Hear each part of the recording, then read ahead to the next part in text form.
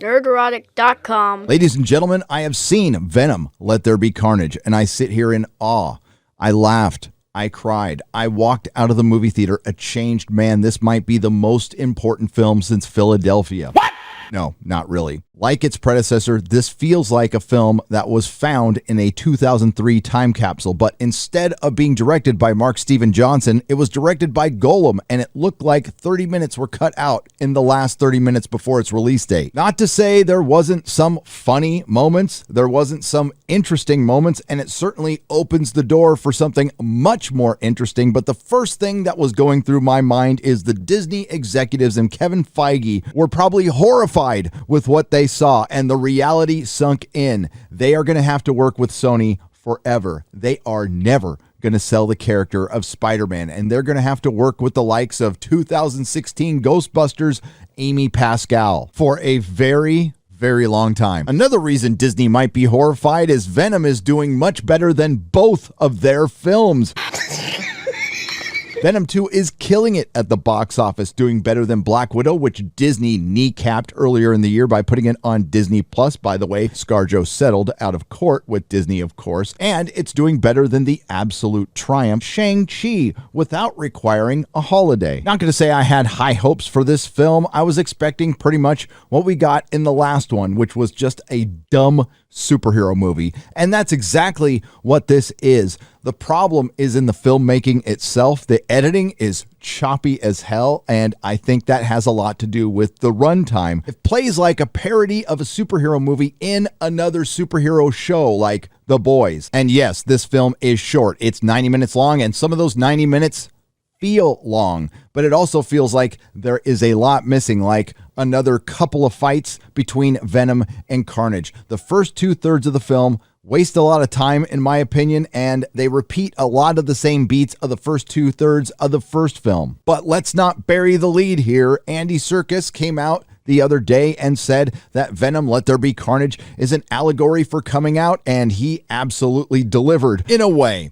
Eddie and Venom are in an odd couple platonic relationship, and they certainly play the coming out allegory thing as a gag. Really, a gag that runs way too long, and I'm not really sure what kind of a message that sends because it's an abusive relationship. There's even a point later on in the movie when Dan, She-Venom's husband, says these two ought to go to counseling. So we pick up where the last movie left off. Eddie Brock has lost everything. He finally gets his interview with Cletus Cassidy, which ends up being just a pre-interview, but during this scene, they do something really cool. They use Venom's photographic memory. Eddie goes back to the apartment and draws out everything that Cletus Cassidy had etched on the walls of his cell over his time in there. I thought that was a really good way of displaying the Venom powers through Eddie Brock. Unfortunately, we never had a scene like that again. Eddie uses the clues that Venom gave him to find a couple of missing bodies, which ends up leading to Cletus Cassidy getting the death penalty. There is an animated, semi-comic accurate background to Cletus Cassidy, but then they shoehorn Shriek into his history. They were institutionalized together. She had her powers, and she was eventually taken away. Technically, she is a mutant, so we can guess where she was being taken away to, but of course they don't say. And probably because Woody Harrelson is playing Carnage, they tried to do a natural born killers thing between these two, which really doesn't work in a PG-13 movie. Everything is toned down for obvious reasons. I've read comic books in the 90s that were much more violent, like Warren Ellis's Carnage Mime Bomb, which was pretty controversial for its time, but it did elevate Carnage as a villain. At least they got rid of that ginger fro Cletus Cassidy had in the first film. Anne and Dan return, and yes, we get a short She-Venom scene, and we have two new characters, Shriek and Detective Mulligan, who does eventually turn into Toxin in the comics. Now, in the comic books, Venom started out as a villain, and the origin of Carnage came from Eddie and Cletus being cellmates. Here, there's a confrontation during the second interview where Venom attacks Cletus Cassidy, and he bites Eddie's finger,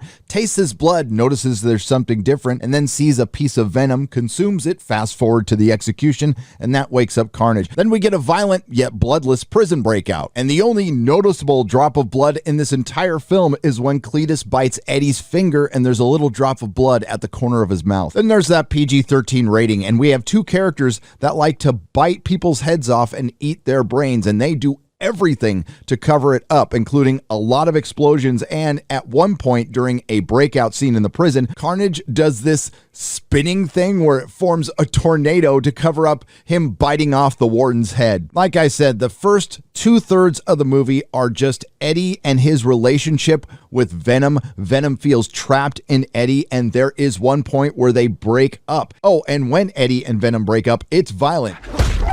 And Venom goes out, takes over another guy's body, and destroys Eddie's motorcycle. And Venom goes to a rave, and at that rave, he says, "I am out of the Eddie closet." Then he takes the microphone from the performer and does a little spoken word talking about inclusivity and how we should be much more sympathetic towards aliens. After Venom goes to the rave and uses up a bunch of random bodies, and I don't know if he leaves them for dead or if they're just sick, they don't really say, he possesses Mrs. Chen, and Anne has to talk him into going back to Eddie so Carnage doesn't kill him. Again, all of this was just to set up the one fight that Sony could afford. I understand what they were trying to do with the Shriek-Carnage relationship. It just didn't work, but it turns out Cletus Cassidy has a big soft spot for his girl. She is his one shining light, and he wants to get married. Carnage kidnaps Detective Mulligan as a wedding gift for Shriek because he shot out her eye, and Shriek kidnaps Anne as a wedding gift for Carnage to lure Eddie to their wedding. And Venom, Let There Be Carnage, suffers from the same fate that all other monster films do. There's just too many damn humans doing relationship stuff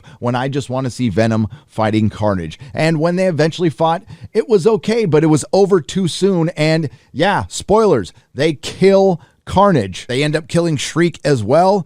Eddie bids a fond farewell to his ex-wife, Anne, and her new husband, Dan, and he is now very comfortably in a relationship with Venom. They go off on vacation together in Cancun, Mexico, and this is what brings us to the most interesting thing in the entire film, the post-credit scene. Eddie and Venom are watching a telenovela, and Venom decides to tell Eddie about the Venom hive mind and the billions of years of knowledge that they have, and he's going to show him just a little bit, because if he showed him too much, it would blow up his tiny human mind. But before he shows it to him, something strange happens. The hotel room they're in changes decor. It's much nicer, and we see J. Jonah Jameson on the television along with Tom Holland's Spider-Man, and there you have it. The universes are connected, and the only reason anyone is going to see this film is for the third act and the mid-credit scene. Venom 2 Let There Be Carnage isn't a good film. It's a 5 out of 10 at best, but at least it tries to be fun, and it isn't woke. Again, this feels like a film that should have been released in 2003 with a cast from 2003. And it has to be one of the oldest casts of any superhero film, and with that much experience, you would expect a lot better. Outside of Tom Hardy, the cast's acting ranged from mailing it in to horrific. There was a lot of scenes where I just cringed, and the chemistry between Woody Harrelson and Naomi Harris was non-existent. Yes, this film should have been rated R, and it probably would have been a little better, but you can't argue with them going with PG-13. Venom Let There Be Carnage devours Black Widow's pandemic opening record with $90.1 million debut. So maybe, just maybe, people want a dumb superhero movie over a preachy superhero movie. Now, it's not like they didn't have time to work on this film, yet it felt rushed. Imagine how well an 8 out of 10 or a 9 out of 10 Venom would have done. I think it would have been much more interesting if they did the multiverse change in the middle of the film. I was interested right at the end. As it stands right now, Venom 2 has a 59% on Rotten Tomatoes, a 53% with the top critics, and an 85% audience score. And Yellow Flash made a good point a couple of days ago that I completely agree with.